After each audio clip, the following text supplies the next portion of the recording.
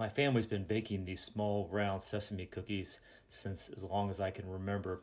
I recently received a surprise birthday batch of these in the mail from my cousin Shelly, so I thought I'd come up with a project to preserve the last cookie left out of the batch.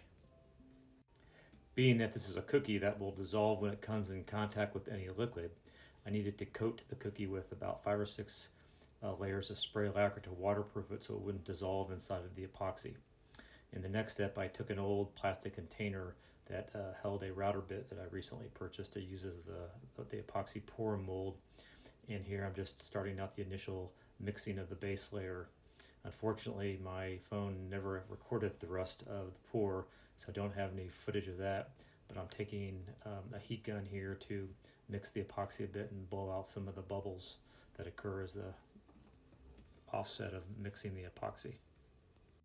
After allowing the epoxy brick to cure for a couple days, I've taken it over to the oscillating sander, and with a pretty aggressive sandpaper grit, I think it was 60 grit, I'm just sanding actually the plastic right off the surface, and I'll just take this back and forth and sand all sides until I find a result of a nice square block that I can start the process of polishing the epoxy.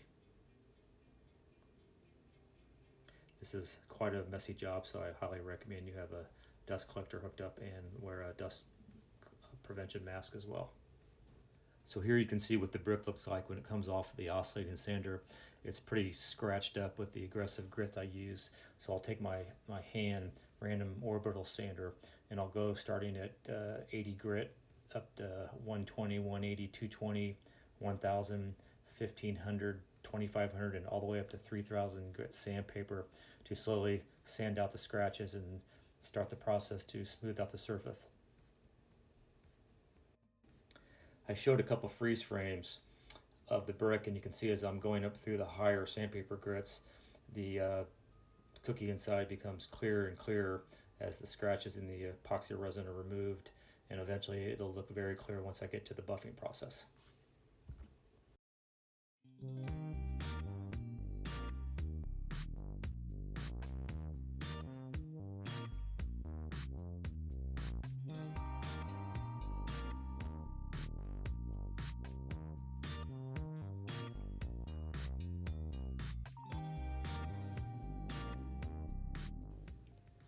So I've now moved on to the buffing process, and I'm actually using a buffing wheel that's designed to smooth out the surface of a wood-turned bowl, but it seemed to work pretty well to buff out the epoxy to smooth it out and get it almost crystal clear.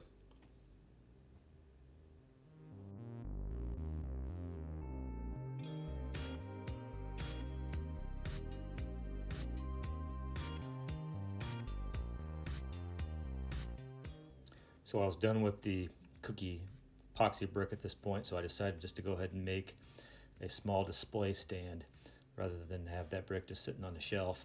So here I'm over at my CNC machine carving out a small little cavity that the brick will sit into, and this is carved out of a really nice piece of spalted maple I kind of save for special projects.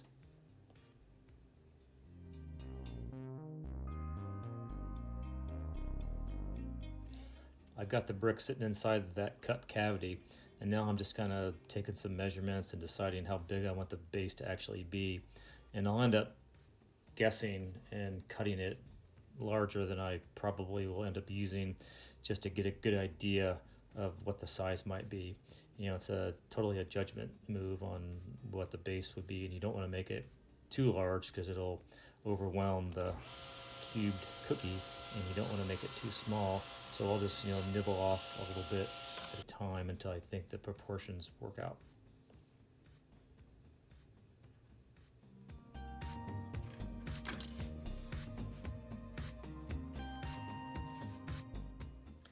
As a side note, I've got the guard out of place here just so I could actually sew what the saw blade looks like cutting the wood, and you most definitely want to keep that blade guard down for your own personal protection.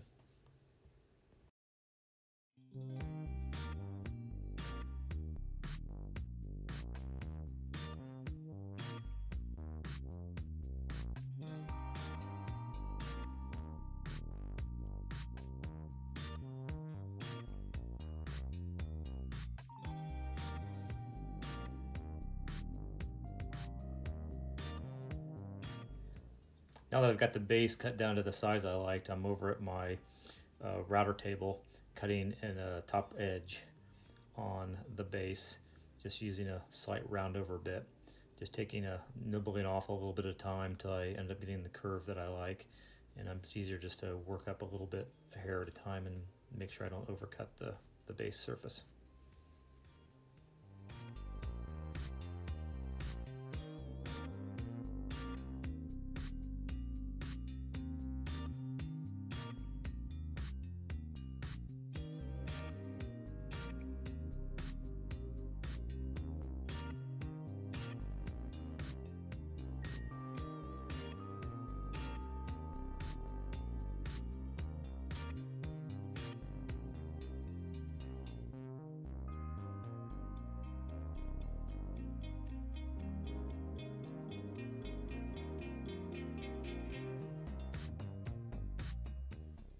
All right, the last step is just take the random orbital sander and hit the base with some, I believe it was 180 grit sandpaper to smooth out the surface. And then we'll take it over and throw a couple layers of spray-on lacquer and wait about 15 minutes in between each layer. And I think I may have put 5 or 6 layers on. And our project is just about finished.